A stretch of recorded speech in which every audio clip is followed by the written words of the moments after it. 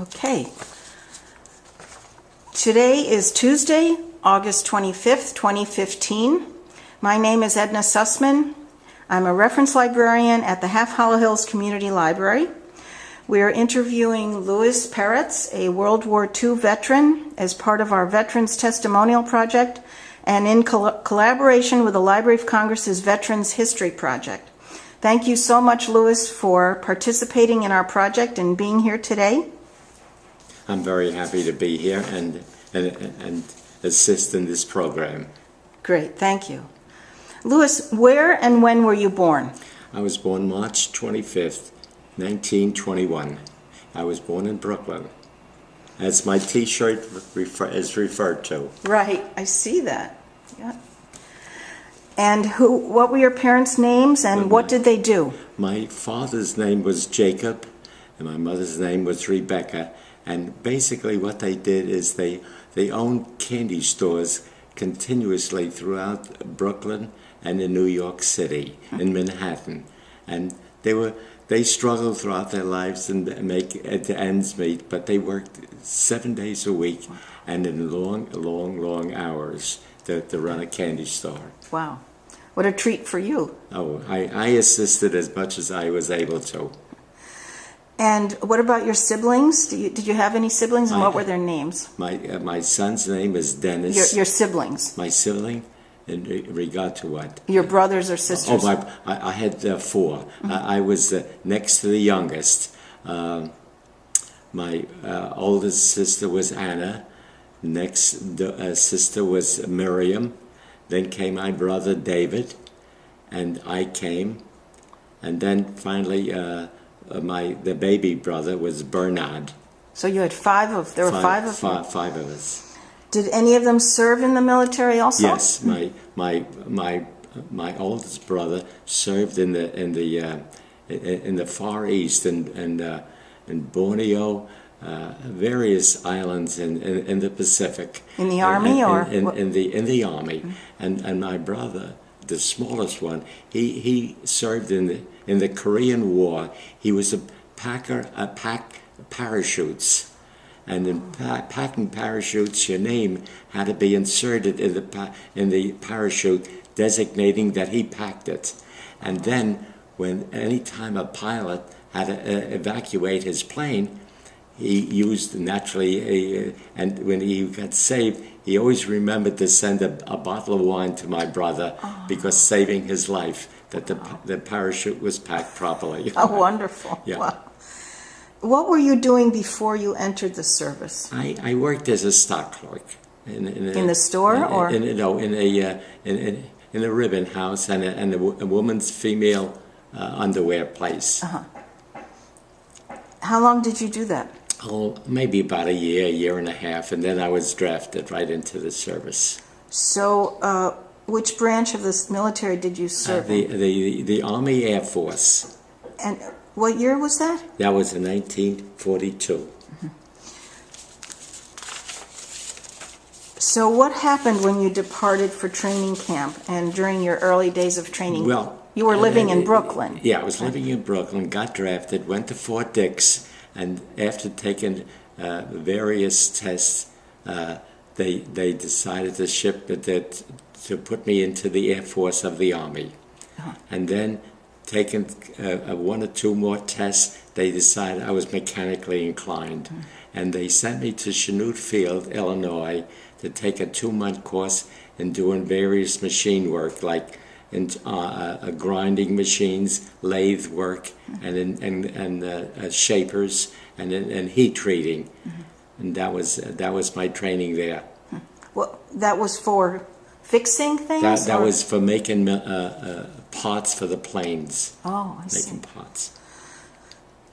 So the basic training, do you recall your instructors and what were they like? Well, I did that for, as I said, 2 months and completed the course successfully. But suddenly, out of the clear blue sky, a captain walked through the machine shop and says, "Does anybody here know how to type? A typewriter?" So I went through a commercial high school, and I did steno, the typing and all that. And I raised my hand, I volunteered.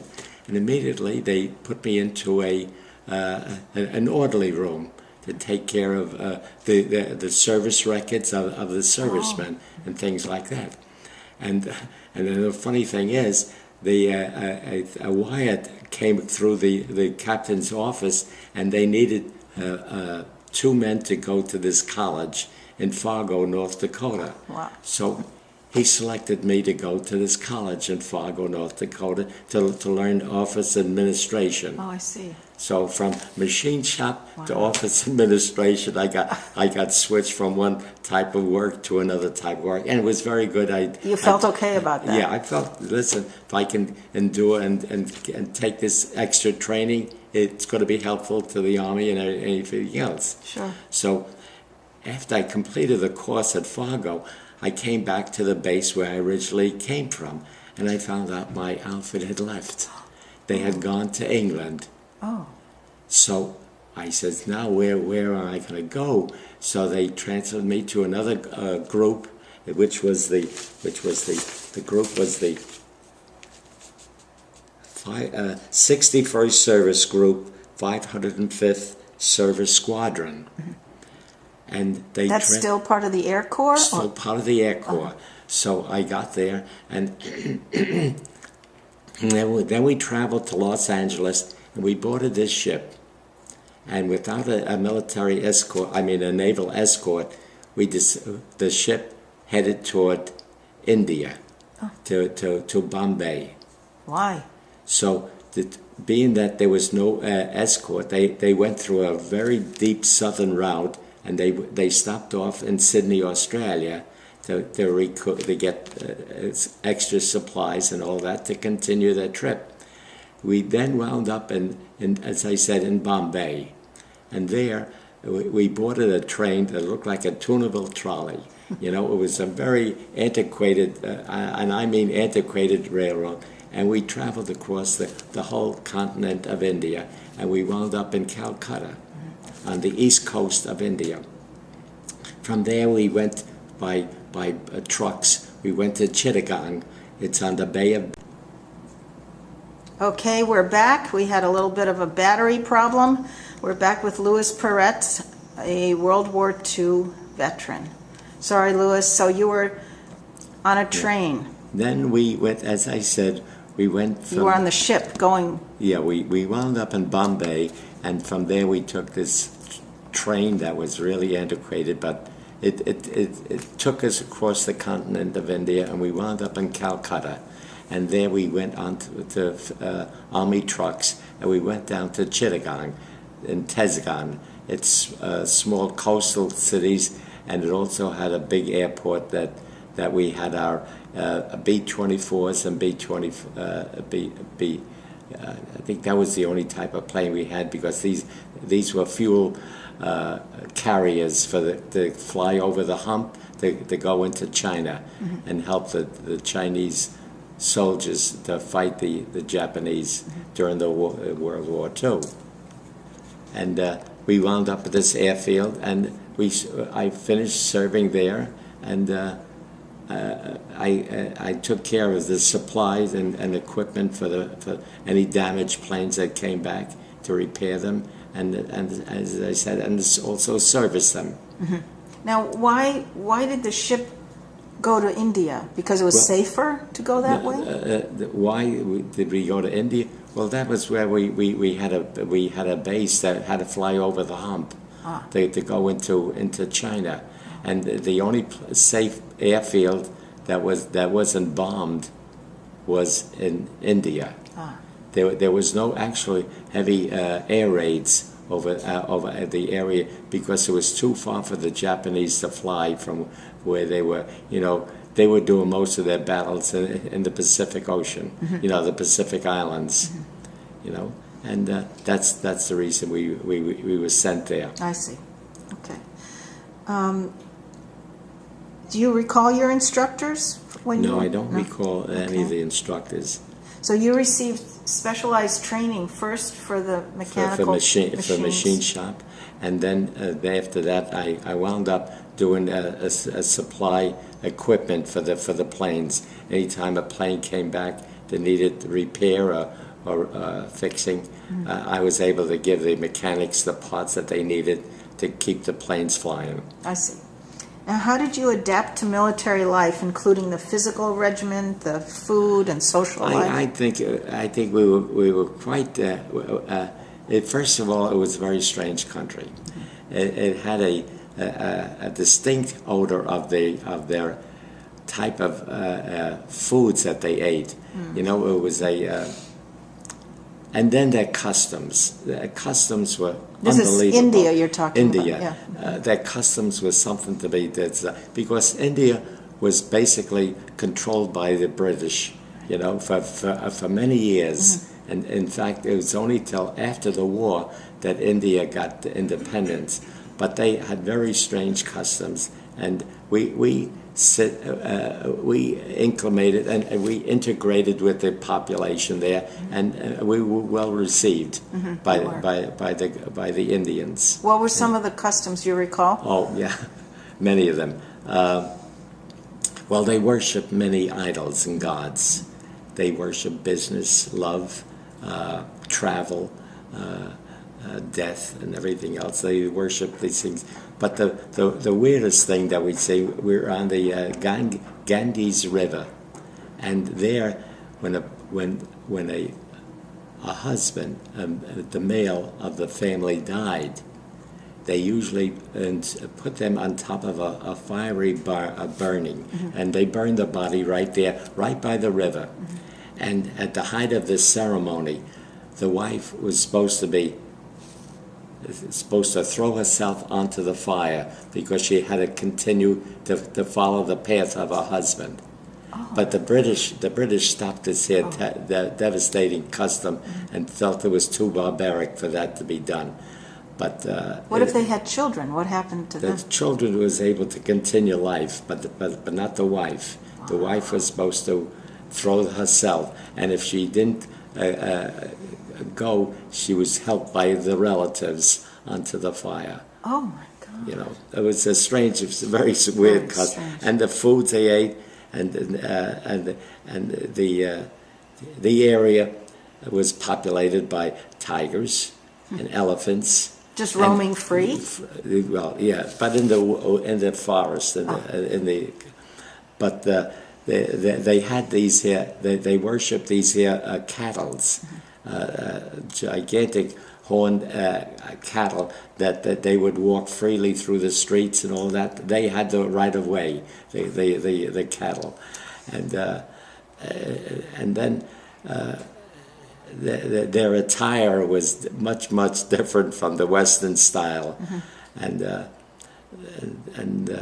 that's about it. There's nothing else. But I tell you what, the government was able to supply us with American food. Really? And we even had these young boys that come into our barracks to take care of our beds, cleaned our barracks and things like that. But I would always manage to go to the mess hall and bring out food. And when I'd see the boys I'd give them food from our mess hall because they were very happy just to have food because it was a difficult time for them to get food, and we always accommodated the small population. The Indian people were accepting, you said, of Americans. Oh yes, they were very receptive. They're very good. And now, did you stay over in India the whole time you served? Yes. Really? I stayed there for about 2 years. And were you said barracks, you stayed in barracks, so you were on land. Yeah, we were on barracks. We had very good accommodations, but you have to be careful for malaria. You had to make sure. And then you had netting over your bed, and you watch for mosquitoes. Then when you got up in the morning, you make sure you don't put your shoes on right away because you don't know what insects would have crawled into the shoes. So you make sure you dump out anything that's in your shoes before you put your foot into the shoes. Wow! At that time, was there malaria shots? Yes, it was. Oh, we did get shots. You did. Yeah, we did get shots, but before going over. Before going over, yeah. So you weren't directly on the front lines? No, we weren't, no. So what were your duties most of the time? Most of the time was keep the supply of equipment to keep the planes flying and the repairing of the planes. And I took care of the warehouse of the of all the parts that are required for them to keep the planes going. So your barracks were right by the air Right, and not too base. far. And in fact, we had all accommodations you could think of. We even built a liquor bar. Oh. With there's years ago there was a very famous painter. He used to paint this Vargas, I think his name was, and he would paint these beautiful girls in bathing suits. And we had this giant picture of this female in a bathing suit right over our bar, and that was almost like our Betty Grable of the time. And What kind of friendships and camaraderie did you form while serving, and with whom? I had a friend. I always remember. I had one friend that we stuck together right from the time we set foot into India. His name was Herb Nicholson from Pittsburgh, Pennsylvania. And I kicked myself every day for not taking his address and name after leaving and departing when we got back to the States. But he and I always stayed together, and we took care of each other. Nice. And he was a married man, and I was going with my girlfriend at that time, but we would do things together, and Nice. and we had a small group of men. There was a few other fellas that we always hung out with. Nice. So you weren't married when you were No, drafted. I was single. How did you keep in touch with family and friends when you were? Well, we basically it was. It's pretty far. I mean, We would send letters out, and we always waited for mail call. That was the big thing, the mail call, get that. And it took days, a couple of weeks before you got a letter from the States. But it was a good relationship with the mail and everything else. yeah.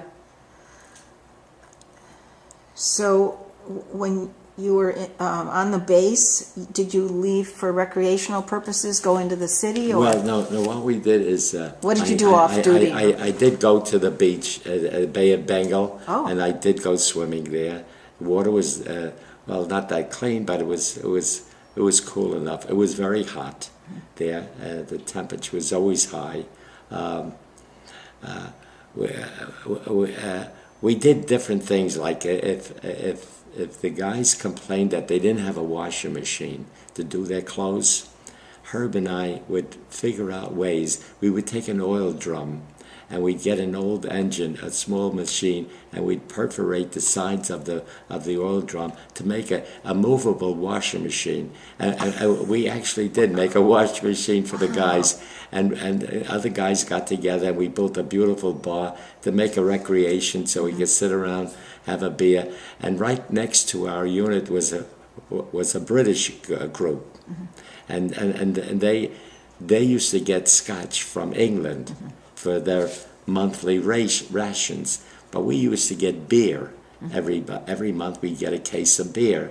So I would go over to the British unit. I'd give them the beer because they like the warm beer. That's the British way of drinking beer. Warm?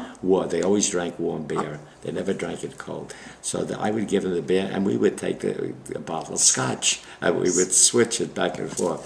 It was a different thing. It was a nice comradeship with the British and our group. Did you go into the towns in India to? Yes, we always went into town. We would see different monuments, statues of their culture and everything. It was very interesting walking around, but we never ate any of the food on the outside. Why? Other than our mess hall, because we didn't know what was available. Whether it was safe or not. Safe for eat or drink. But we always went in there. I would buy different things so I can send home to my girlfriend, like a sari, and a woven thing, and it was nice. Nice. It kept us busy. Yeah. How often did you get time off? No, not too often. You had to work, I think, practically every day. There was no time off. Huh. You know, it's always continued. So how many years total were you It was around 3.5 years. the whole time in India? Well, no, 2 years in India. Oh. And the balance, I was in the States, going to the machine school. Oh, before you were sent. And then, yeah. I But see. it was about almost 2 years in India. So when you were in India, were you able to come home at all in between? No. The whole time you were there? There. Wow. There. Wow. The whole time of the service. And your folks, your family were back in Brooklyn? Right. Running a candy store. Were any of your siblings serving at the same time? My brother, David, he was in Borneo and one of the islands, and I would keep in touch with him and write letters to him, and he would write letters to me, and he would tell. Now he had he wasn't in the Air Force. Yeah, I think he was in maybe artillery or something like that, but he was married. At the time, and I think he had a child at that time also. So I don't know how they allowed, even though you had a child to be drafted, but he was drafted, and he served honorably in the service. Nice. Was he discharged about the same time as you? About the same time, right?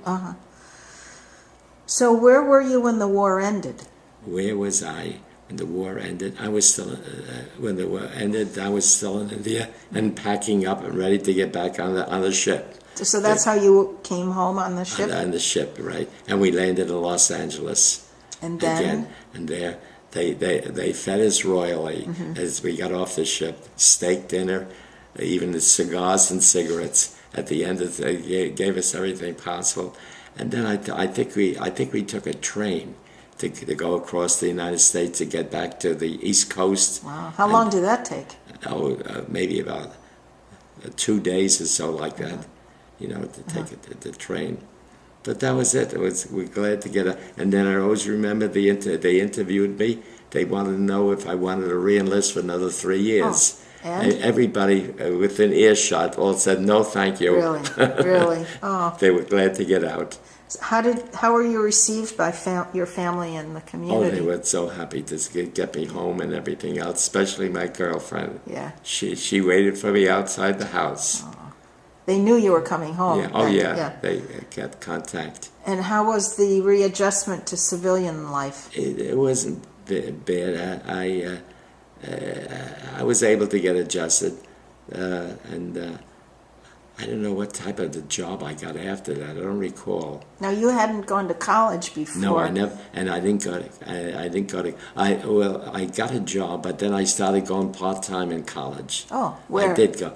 I forgot the name of the college, but I did go for about a year and a half. But then after that, I went to work for Sperry, the gyroscope company, and I worked on parts to be used in the submarine. Oh. And I worked in air conditioned with the special clothing to work, and that was my job right after that, working for Sperry. How long were you there? I was there. It was a union shop, and I was there for about a year and a half. But they decided they wanted to have a layoff. So at the union, you have to lay off the one that was hired the last. And so that was you? That was me. Wow. So I got laid off, and I got a job in Gull Airborne, another military school. And I wound up to build parts for the jets, P-16, P-14s. And it was pilot indicators I used to be, and fuel gauges, and I wound up to become a supervisor there. Wow! In the Army, in this military company. And you were there how long? Do you remember? Oh, I was there over 10 to 12 years, I think. And then? Then I think I went to another company like that, similar to that. But I stayed in that field. You did? Building the aircraft instruments. Have you remained in contact with or reunited with any fellow veterans? Yeah, You did? when I got married, I invited 2 or 3 of them that lived close by in Brooklyn, and invited them to our wedding. And Nice. they were male ushers in the wedding. What year was that? 1946. So I'm married 68 years now. Oh, congratulations. Yeah. Wow. Are you a member of any veterans organizations? No, I'm not. Now, what year, do you remember what year you retired from Oh, God. work? 1995 and 1996 or something like that. Okay. So you've been retired since then? Yeah, I've been retired quite a while. Well, yeah, my age now, I'm 94. Wow. You don't look it. You look Yes, wonderful. Thank you. Yeah.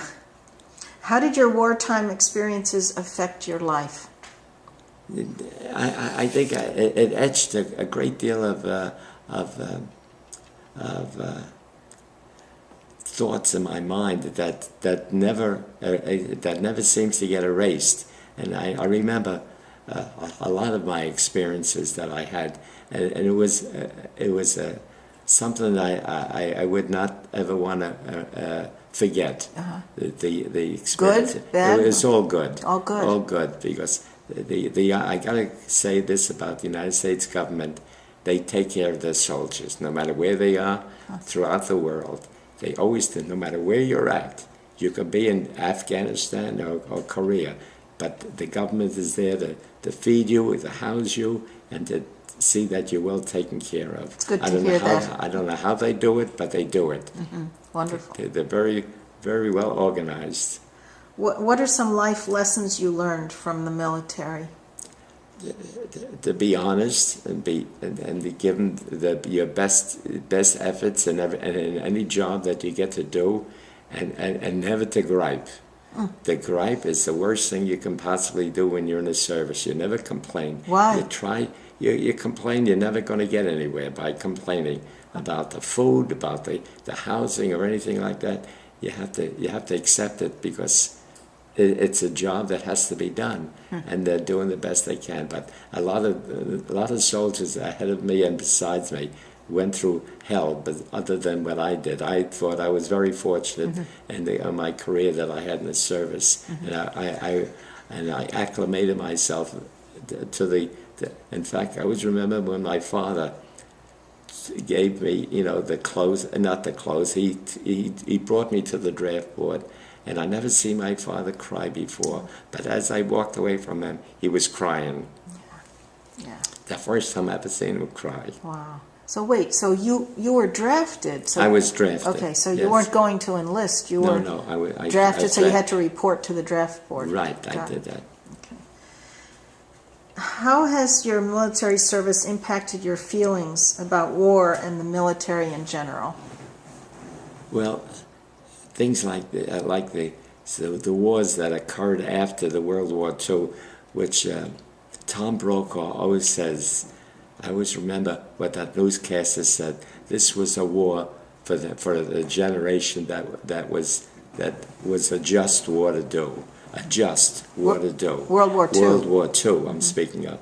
But to have this here Vietnam War, which was a worthless adventure, and even in Iraq, where the war that was done, they went into that country expecting that they would find nuclear bombs, and they didn't find anything. And yet hundreds and hundreds of veterans died and gave their lives for that. Now, it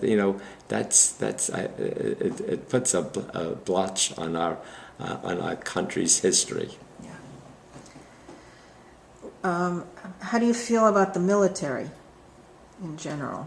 Military, I think if you want to make a career of it, I think it's very good career for a young man, because the pensions that they would get at the end of it, and the clean living, and the experiences they would get, and the travel. Now, why didn't you want to re-enlist when they asked? I didn't want to re-enlist because I felt I had enough. There was so much jubilation going on around the country. They all wanted to be free because of that experience with the Japanese and the Germans. And things that occurred in that country. 6 million Jews were burned and killed in that war. So what message would you like to leave for future generations who might hear this interview? What message I would say is that all of us were very proud to have served in that service and free this country, because the next adventure the Japanese would have had, they had the works to do a nuclear bomb, and they were very close to have that assembled. And if we hadn't have gotten and invented it maybe a couple of months prior to their invention, we would have been really in trouble. It would have been devastating. And President Truman did the right thing by what he did. Is there anything you did that you regretted? No, I always was honest and followed orders, whatever they instructed me to do, and I did my job. You weren't injured at all during your service? No, I'm fortunate that I wasn't injured, and I became a ranking of sergeant. Really? During my career there. Is there anything you feel we haven't addressed or talked about? No, I think I gave you an in-depth view of exactly what occurred, and I still, like I say, my mind is sharp enough to give you all those things that did occur, and I think I was very fortunate to give my services to this country.